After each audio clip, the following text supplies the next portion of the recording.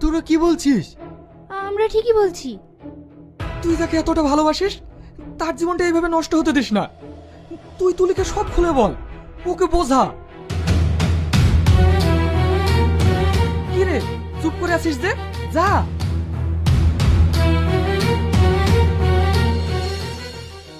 তুই ইয়াসিনকে এতটাই ভালোবাসিস? 2 মাসের ভালোবাসায় বিয়ে করে ফেললি? ও তো আমার জীবন, ওকে আমি আমার জীবনের থেকেও বেশি ভালোবাসি। ওর সম্পর্কে অনেকেই খারাপ কথা বলেছে, কিন্তু আমি সেটা বিশ্বাস করিনি। না, এই মুহূর্তে যদি ওকে এইসব কথা বলতে চাই, ও বিশ্বাস করবে না। আমাকেই খারাপ ভাববে, আমাকে অন্য প্ল্যান করতে হবে।